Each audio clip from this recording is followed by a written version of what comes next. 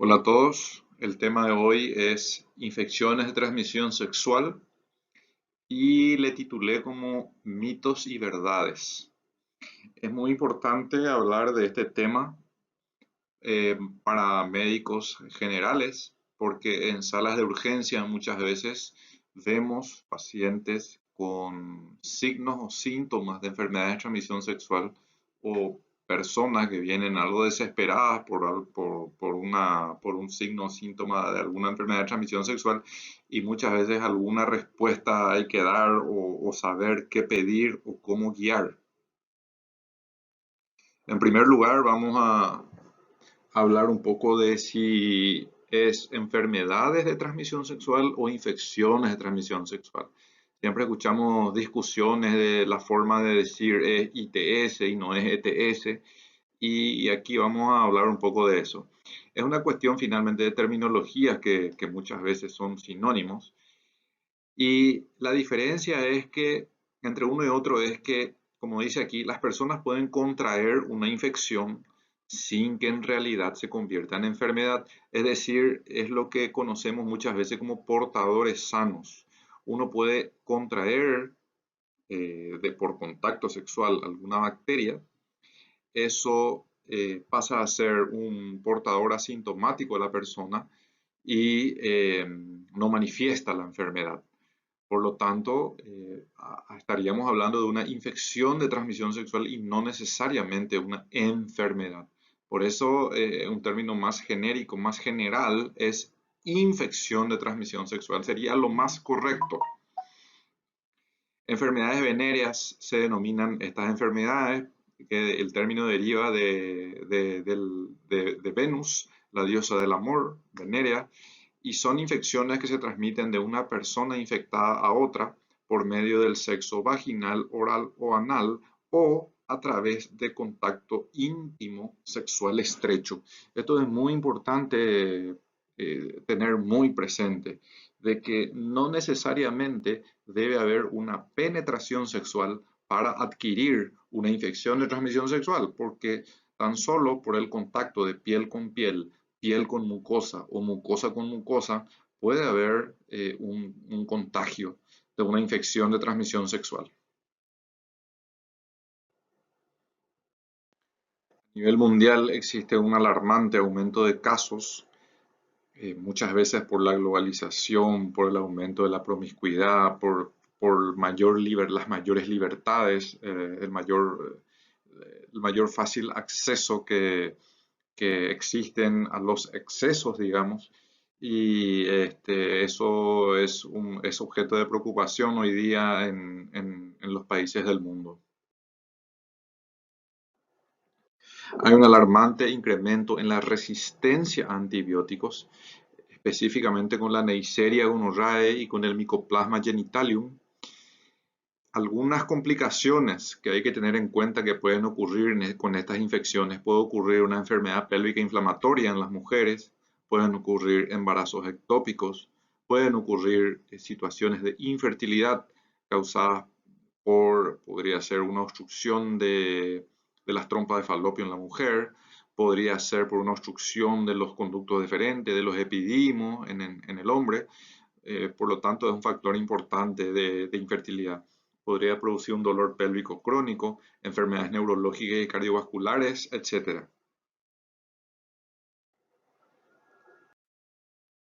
En primer lugar, vamos a hablar de las verrugas genitales.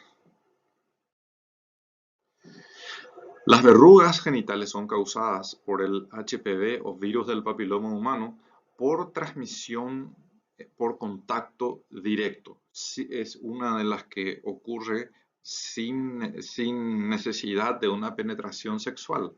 Existen más de 100 tipos de HPV, la mayoría de las cuales son infecciones subclínicas y asintomáticas, y una minoría es la que se presenta con verrugas genitales.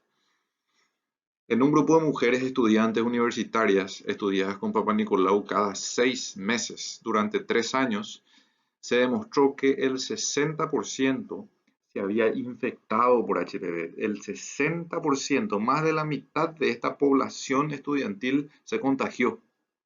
En algún momento, la duración media de esta infección fue de 8 meses y una persistencia a los 2 años del 9%. ¿Qué quiere decir esto? Esto quiere decir de que el virus permaneció en estas mujeres en promedio 8 meses. Luego de esos 8 meses, la inmunidad de estas personas hizo de que se elimine el virus. Y a los 2 años, 9% solamente seguía siendo portador del virus. Esto quiere decir de que a los dos años, más del 90% está curada de este virus. Por lo tanto, no es un virus que uno tiene toda la vida. Las verrugas visibles son típicas del HPV 6 y 11. Mayormente las verrugas son causadas por estos dos tipos de HPV 6 y 11. Se puede infectar por más de un tipo de HPV, pueden coexistir más de un tipo.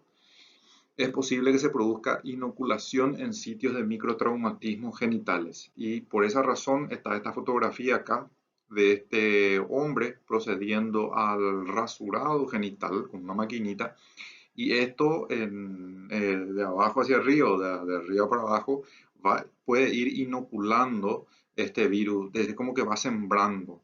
Va sembrando y va esparciendo por el propio cuerpo. Hay hallazgos de virus en cuello, vagina, uretra, ano, conjuntiva, boca y vías nasales. Y es así que aquí tenemos una fotografía con una verruga en el paladar superior. Los tipos 16, 18, 31, 33, 35, 39, 45 y 51 se asocian con displasia y neoplasia cervical en mujeres y con neoplasia intraepitelial escamosa en hombres. Más frecuentemente el 16 y 18 son los causantes de cáncer de cuello uterino en las mujeres y cáncer de pene en los varones. En mujeres el HPV se asocia a vulvodynia y prurito. Repito acá que hay como 100 subtipos de virus. Solamente el 6 y el 11 son los que causan verrugas, generalmente, más frecuentemente, y 16 y 18 son los causantes de cáncer.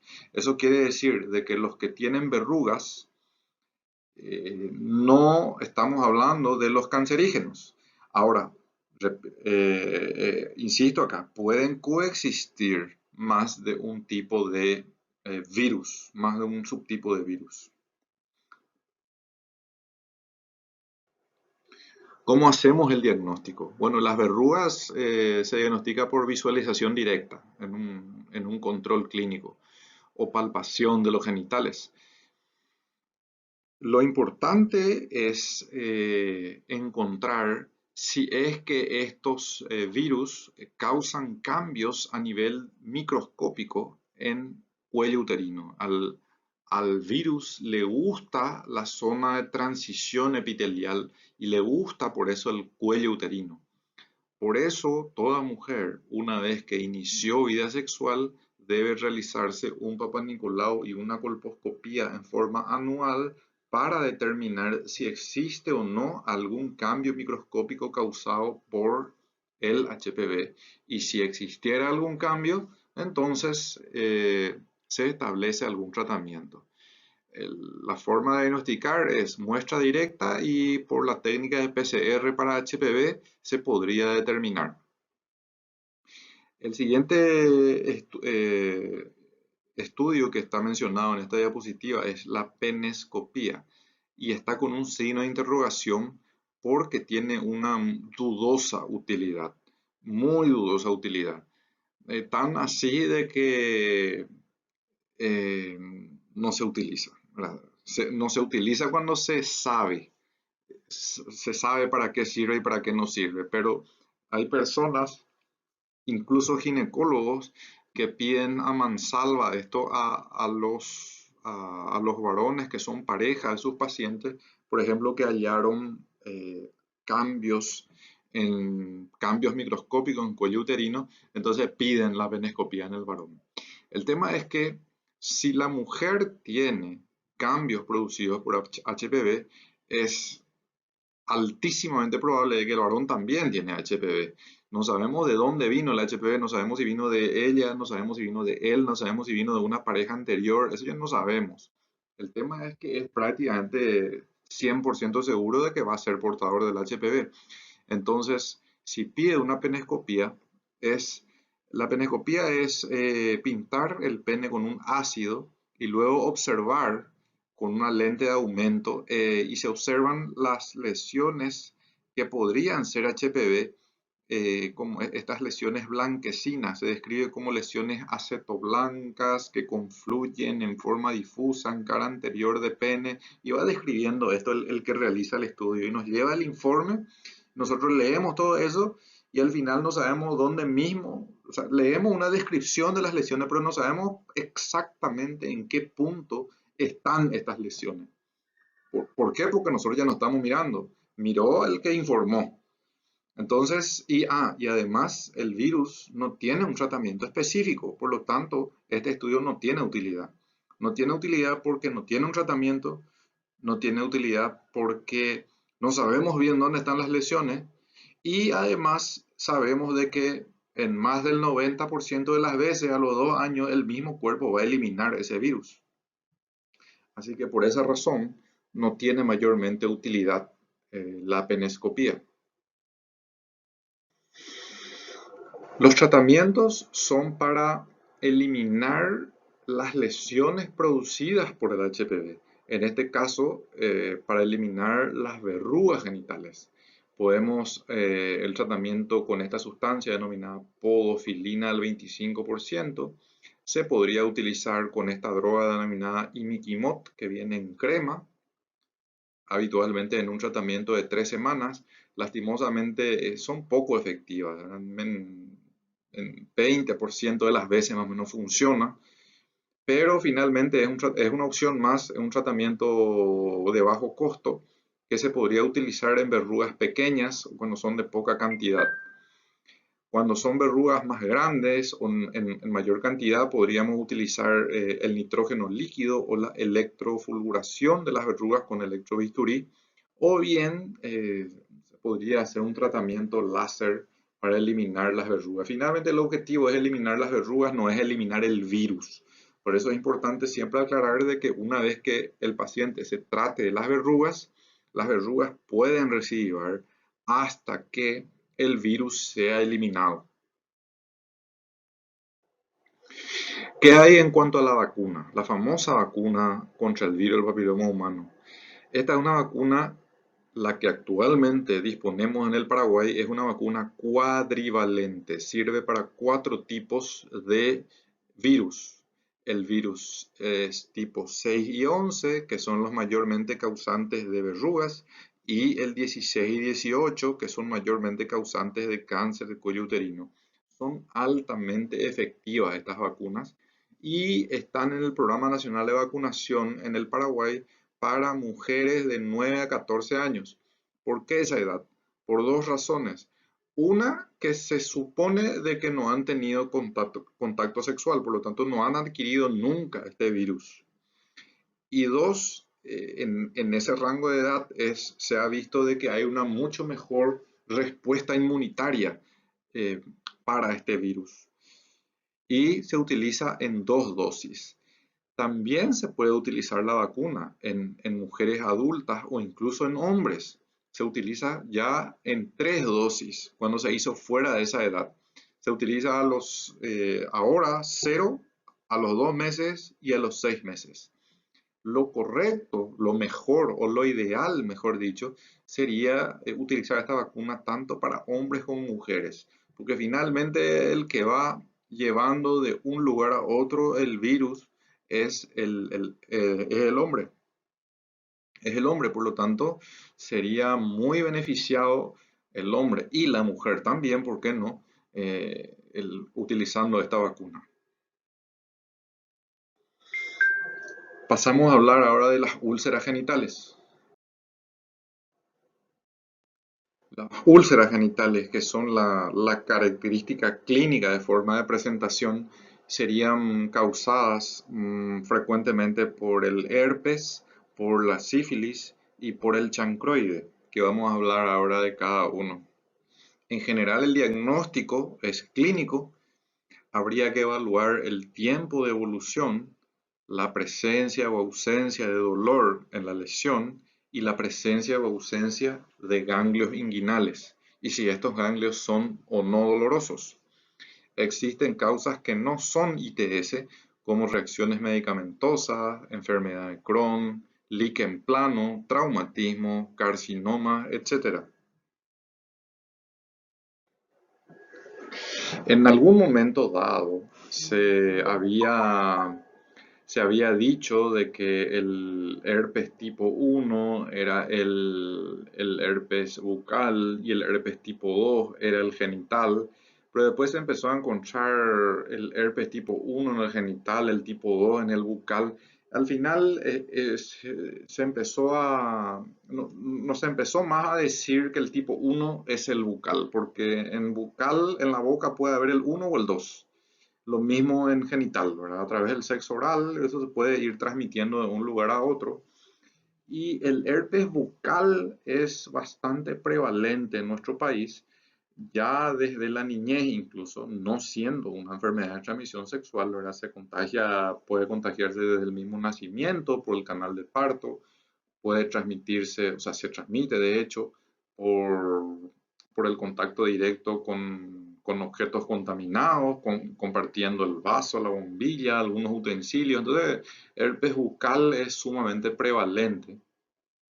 Y el comportamiento es prácticamente el mismo que el herpes genital. Las infecciones son asintomáticas en un 75% y tiene un periodo de incubación generalmente de 1 a 26 días. Se caracteriza por úlceras dolorosas, pero también encontramos personas con úlceras no dolorosas. Lo característico sería dolorosas, que pueden presentar adenopatía inguinal dolorosa también. Y la lesión se caracteriza por vesículas sobre una base eritematosa. Y a medida que va pasando el tiempo, estas vesículas pierden esa capa blanquecina, queda como un pocito, que sería la úlcera, y luego de unos días eso solito se va reabsorbiendo a medida que va pasando el tiempo. Son lesiones autolimitadas, digamos. Y observamos en un prepucio en la cara externa varias vesículas agrupadas. Esto sería la etapa inicial de la lesión. Aquí ya tenemos las vesículas que perdieron esa capa blanquecina y confluyen todas entre sí, sí, en forma difusa, un poco más extensa esta lesión. Tenemos también el genital femenino, la forma de presentación es muy similar. Y bueno, es así más o menos como se presenta en forma característica. Básicamente es el mismo, como se conoce habitualmente, tipo el fuego en la boca o las aftas en la boca. O sea, la característica clínica es la misma. El diagnóstico. Bueno, el diagnóstico prácticamente es clínico, ¿verdad? Es clínico por la forma de presentación, por la característica de las lesiones, pero es bueno saber de que se pueden utilizar análisis de sangre con la detección de anticuerpos, pero son análisis estos muy poco fiables. La verdad que se da más importancia de lo que corresponde porque son poco fiables la prueba de anticuerpos. Por eso son muy poco utilizadas cuando el profesional está capacitado, generalmente no pide. Se pide cuando no se sabe y se pide a mansalva para saber si tiene o no herpes. Y realmente el único resultado que vamos a tener es que siempre vamos a tener alguno de estos dos. Uno de los IgG positivos, ¿verdad? Porque somos portadores generalmente de herpes bucal y no vamos a saber si sale positivo el tipo 1 o el tipo 2, cuál es el herpes que tenemos, si tenemos el bucal o el genital. Y el IgM probablemente alta probabilidad de que salga negativo, entonces no tiene mayor utilidad esto. Generalmente, si queremos tener certeza diagnóstica, utilizamos las pruebas de PCR para herpes tomado en hisopo directamente de la lesión. Es la única forma de tener certeza del diagnóstico si es que así lo precisamos. En cuanto al tratamiento, sabemos de que pueden aparecer y desaparecer sin ningún tratamiento. Aunque no hagamos nada, esto aparece y desaparece al cabo de 5 a 7 a 10 días. Podemos tratar igual con los antivirales aciclovir, valaciclovir o famciclovir, que utilizando de la forma adecuada acortamos ese periodo de enfermedad. El tratamiento debería de iniciar al inicio de los síntomas, en el día 1, cuando el paciente ya está comenzando una pequeña molestia, cuando está por salir el fuego, como se suele decir, ahí ya se empieza a tomar. Entonces, en vez de durar 7 días, te dura 4, más o menos así sería la relación. Puede reducir la gravedad y la duración. Y ojo, los agentes tópicos no son recomendados, no tienen mayormente utilidad, incluso pueden llegar a entorpecer la desaparición de las lesiones. Existen la ciclovir en ungüento, en crema, pero no son utilizados, no deberían ser utilizados. Los vía oral son los que realmente son efectivos. Hay varias opciones, varios esquemas de tratamiento según sea el caso. Podemos tener casos de que es herpes por primera vez, podemos tener herpes recurrentes, podemos utilizar tratamientos preventivos, ya cuando sabemos que una persona es portadora de herpes y sabemos de que tiene a repetición eh, las apariciones de estas lesiones, podemos hacer incluso un tratamiento preventivo según sea el caso. En el caso del primer episodio, utilizamos habitualmente aciclovir de 400 miligramos 3 veces al día y dependiendo de la disponibilidad de las drogas, a veces también hay valaciclovir que se utiliza 2 veces al día, dependiendo de la disponibilidad, como les dije, y cuando hay herpes recurrente, se podría utilizar aciclovir de mayor dosis de 800 miligramos 3 veces al día por 2 días o las otras alternativas. Podemos utilizar, así como les dije, terapias supresivas en caso de que una persona que sepa que es portadora y no quiere tener una mala sorpresa de que aparezcan estas lesiones. Por ejemplo, va a ir de luna de miel, va a ir de un viaje de vacaciones, se va a casar o tiene un examen. Entonces, se puede tomar ya en forma preventiva, por ejemplo, el aciclovir 400 2 veces al día y bueno, según sea la recurrencia. Pasamos a hablar ahora de la sífilis. La sífilis está causada por la Spirocheta treponema pallidum con un periodo de incubación que va de 10 a 90 días. El contagio es por contacto directo o líquidos corporales. Puede haber un contagio intrauterino o por transfusiones y se divide en sífilis primaria, latente, secundaria o terciaria.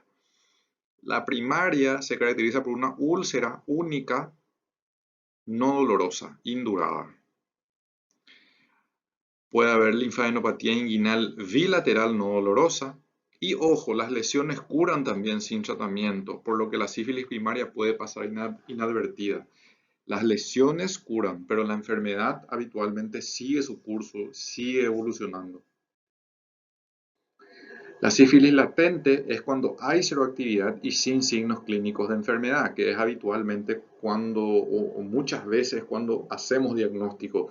Una persona que se está haciendo un chequeo general, pedimos un análisis de sangre como parte del chequeo y ahí aparece una seroactividad positiva sin haber ningún signo clínico de la enfermedad. La secundaria podría ocurrir de 4 a 10 semanas después de la úlcera hasta incluso 24 meses después, que se caracteriza por una erupción maculopapular en tronco y brazos y linfadenopatía no dolorosa generalizada. Luego pasamos a la terciaria, donde ya hay cuadros de aortitis, meningitis, uveitis, neuritis óptica. En personas inmunocompetentes es difícil llegar a este nivel. Generalmente la sífilis que avanzan a esto son personas ya inmunocomprometidas y por lo tanto antes de esto aparece ya algún signo o bien la persona se cura sin darse cuenta.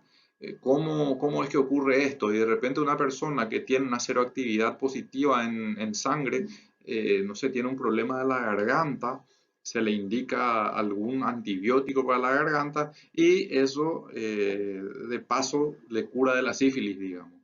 Entonces nunca se percató de que tuvo sífilis. El diagnóstico se establece por muestras de la lesión primaria o secundaria mediante microscopía de campo oscuro o con pruebas de anticuerpos por fluorescencia directa.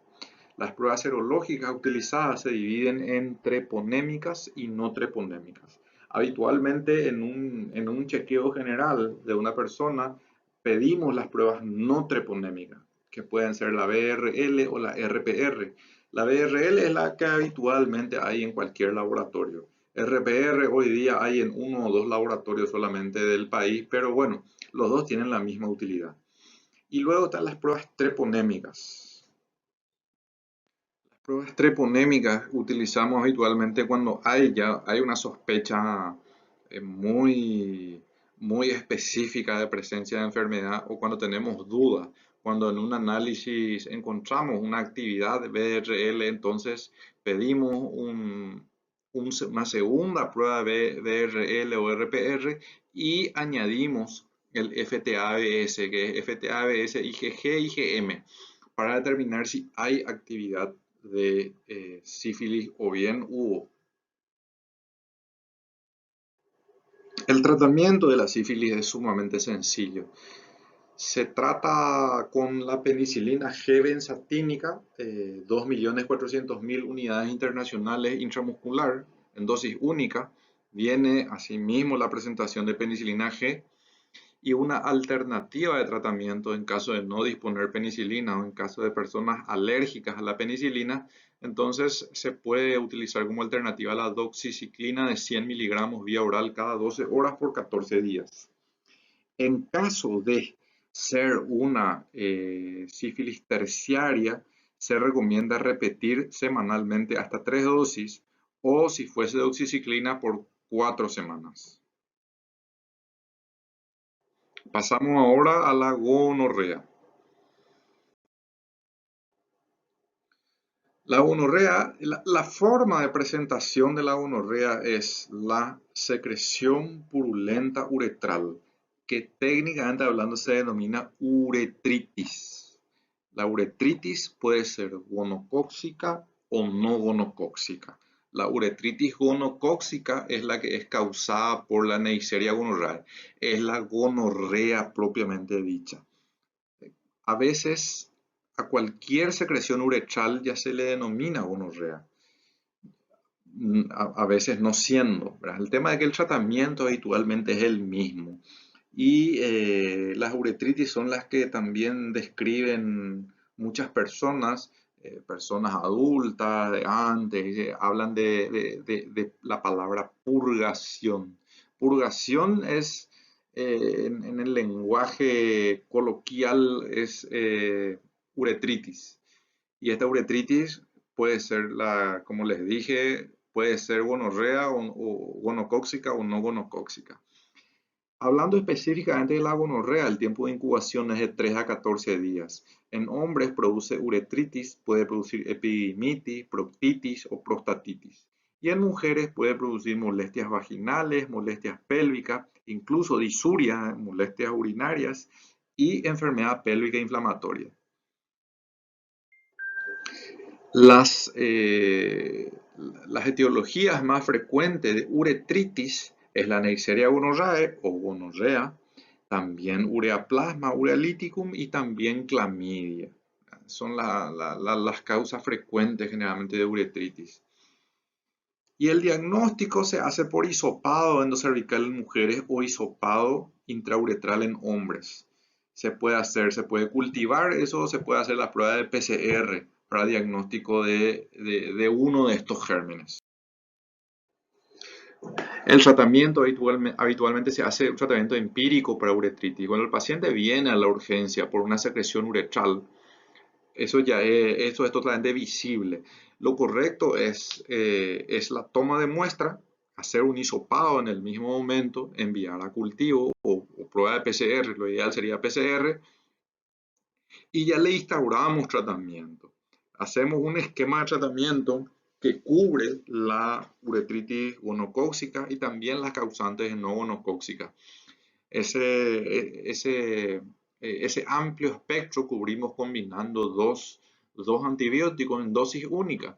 Un inyectable es ceftriaxona de 250 miligramos o 500 en dosis única intramuscular, y la acitromicina vía oral, dosis única de 1 gramo.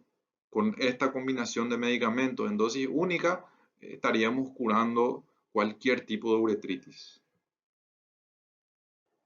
Pasamos ahora a hablar de chancroide. Pasamos a hablar ahora del linfogranuloma venéreo, causada por la clamidia trachomatis, con un periodo de incubación de 3 a 30 días. Se caracteriza por una úlcera única, no dolorosa, en pene, ano o zona vulvovaginal que pasa inadvertida. Presenta adenopatía inguinal unilateral dolorosa, supurativa y síntomas generales 2 a 6 semanas después de la curación de la úlcera incluso. El diagnóstico habitualmente clínico, el cultivo es positivo en 30 a 50% de los casos y se puede confirmar con títulos de anticuerpos por fluorescencia indirecta.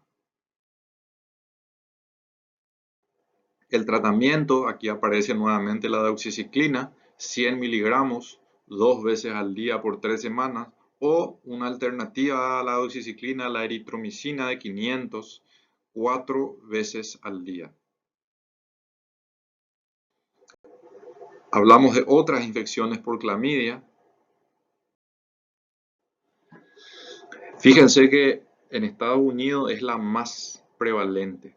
Tiene un periodo de incubación de 3 a 14 días y la mayoría son asintomáticos. La mayoría son portadores sanos, portadores asintomáticos. La consecuencia más habitual de la clamidia en el hombre es la epididimitis.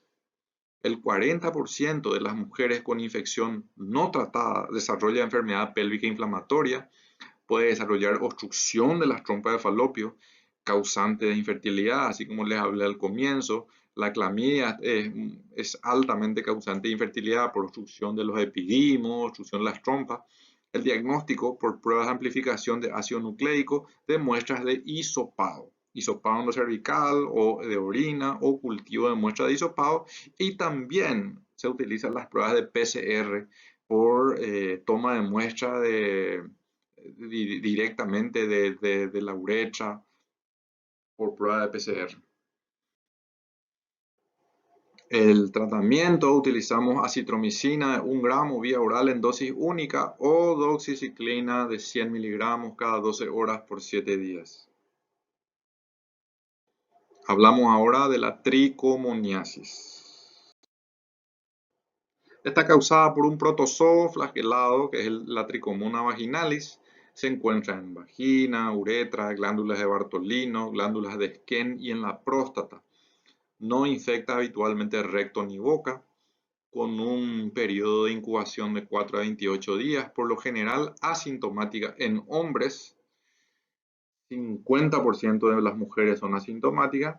Y las sintomáticas se caracterizan por secreción vaginal maloliente de consistencia espumosa, blanquecina o verdosa, con prurito, eritema, dispareunia, urgencia miccional, también produce síntoma urinario, y se caracteriza por una vulva aframbuesada o cuello en frambuesa, así como observamos en esta fotografía.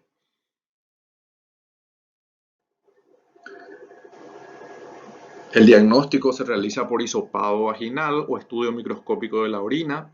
Se realiza también cultivo uretral o cultivo de primer chorro de orina. Se puede hacer también el PCR en primer chorro de orina. Y el tratamiento es sencillo, con metronidazol vía oral de 2 gramos en dosis única. También se podría usar metronidazol en óvulos a la noche, por ejemplo, por 10 días. En caso de fracaso terapéutico, 500 miligramos cada 12 horas por 7 días del metronidazol. Pasamos a hablar del molusco contagioso. Molusco contagioso no es solamente una enfermedad de transmisión sexual, también puede transmitirse por muchas otras vías, por eso es muy frecuente en niños por contacto con objetos contaminados, virus DNA de doble cadena, 4 subtipos, por contacto directo, objetos contaminados o por autoinoculación con el rascado, por ejemplo. Por eso en niños, por eso es frecuente en niños. Podemos encontrar en cara, cuello, pecho, espalda, muslos, perine, y se caracteriza por pápulas perladas redondeadas, lisas, de 2 a 5 milímetros con una leve depresión central. Es como que tiene un ombliguito en el medio, una depresión central. En inmunocompetentes cura solo, en meses hasta un año. El diagnóstico es clínico. Se podría biopsiar esto y el tratamiento es la cauterización o bien dejamos que pase un tiempo y solito caen estas lesiones. Bien, como hablamos de mitos y verdades, pasamos a desterrar algunos mitos y elegí unas frases para poder analizar, por ejemplo, verrugas, HPV y cáncer. No están precisamente relacionadas las verrugas con el cáncer, eh, pero sí son HPV, sí son causadas por el HPV. Por el HPV hay como 100 subtipos, de los cuales algunas son causantes de verrugas, algunas son causantes de cáncer y el resto, la mayoría de hecho no causa nada. La mayoría hace de que gran parte de la población pueda ser portador asintomática. El VIH solo contraen las personas homosexuales. Bueno, pienso que hoy día ya está, ya no se discute esta frase que hasta los 90 más o menos se creía. Herpes y el milagroso aciclovir. Quiero decir con esto de que realmente la curación de una lesión herpética no está directamente relacionada con la utilización del aciclovir. Pudo haber tomado aciclovir, paracetamol, dipirona, jarabe de sapo, igual se iba a curar el herpes. Lo que sí puede hacer el aciclovir correctamente utilizado, que eso es desde el día 1 de que aparecen los síntomas, puede hacer de que acelere el periodo de desaparición. Ahora, si una persona tiene el herpes y al cabo de 6 días ahí alguien le indica aciclovir, probablemente al día siguiente va a comenzar ya a desaparecer, pero no gracias al aciclovir, sino que porque terminó el ciclo de la enfermedad. Y si utilizamos doble preservativo, ¿será que podríamos disminuir las posibilidades de contagio? Y la respuesta es no. El preservativo está finamente diseñado para cumplir su fin, que es muy eficiente, pero si nosotros utilizamos dos, el roce que habría entre uno y otro podría hacer de que con mucha facilidad se pueda romper. Por lo tanto, no es recomendable.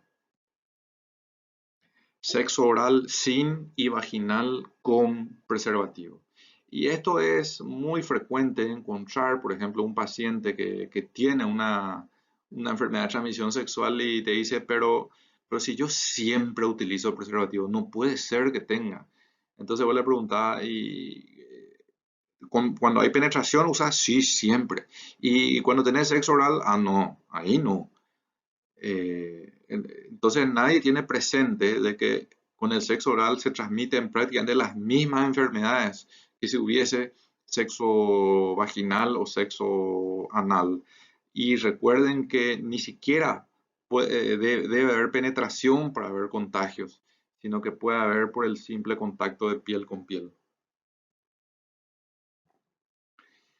Diagnostiquemos HPV a todo el mundo. ¿Será que nos sirve de algo? Y bueno, así como hablamos brevemente de HPV, el HPV realmente no tiene un tratamiento específico. La mayor cantidad de gente son portadores asintomáticos y la mayor cantidad de las personas van a eliminar a su vez el HPV al cabo de un tiempo. Por lo tanto, primero que no hay un estudio para hacer eh, en forma masiva a todo el mundo para diagnosticar HPV. No tiene sentido, ¿verdad? Porque no existe un tratamiento para el HPV. Por lo tanto, lo que sí debemos diagnosticar son las los cambios o lesiones causadas por el HPV. Por dicha razón, las mujeres deben realizarse un Papá Nicolau y colposcopía en forma anual y el varón debe consultar cuando nota algún cambio, la aparición de alguna lesión sospechosa, algo que no estaba. Tengo mis test negativos, no tengo nada. Esto también es otra afirmación clásica de las personas de que creen de que porque tienen un análisis de sangre que, no tienen, que dice que no tienen nada y entonces creen de que no tienen nada. Y no es así, porque no todo podemos medir con un análisis de sangre general. Como vimos, existen muchas bacterias que uno puede ser un portador y que no aparecen en un análisis de sangre. Recién puede aparecer cuando tomamos una muestra, hacemos un hisopado, pedimos un PCR de un hisopado uretral específico, o sea, tengo que pedir un hisopado de PCR para clamidia, por ejemplo, para determinar si hay clamidia. Pero así también hay muchísimas otras enfermedades que, que hay que ir a buscar para encontrar. No es que en un test general va a salir de que no tengo nada. Por eso hay que tomar con pinzas cuando alguien dice tengo mis test negativos, no tengo nada. No tengo síntomas, no estás infectado. Bueno, creo que ya repetimos hasta el cansancio de que la mayoría de las personas incluso son portadores asintomáticos. ¿Una persona virgen puede transmitir infecciones de transmisión sexual? Y la respuesta es sí. Hablamos de virginidad en este caso desde el concepto puramente físico, ¿verdad? Que cuando nunca hubo penetración, digamos. Pero al haber un simple contacto de dos cuerpos sin ropa, puede haber transmisión tranquilamente de infecciones de transmisión sexual.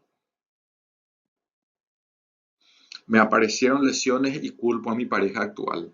Esto vemos muy frecuentemente en consultorios, parejas acusadas de infidelidad, ¿verdad? Por la aparición de enfermedades y es complejo manejar esto porque sabemos nosotros de que podemos ser portadores asintomáticos de algo que, que me pudo haber transmitido una pareja hace 5 años y ahora, estando con otra pareja, de repente me brota o bien le brota a él.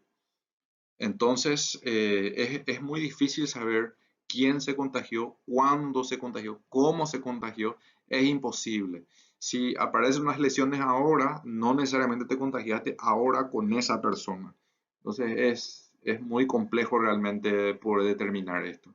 Así que creo que con estos 10 puntos podemos desterrar algunos mitos y conocer algunas verdades sobre las enfermedades o infecciones de transmisión sexual.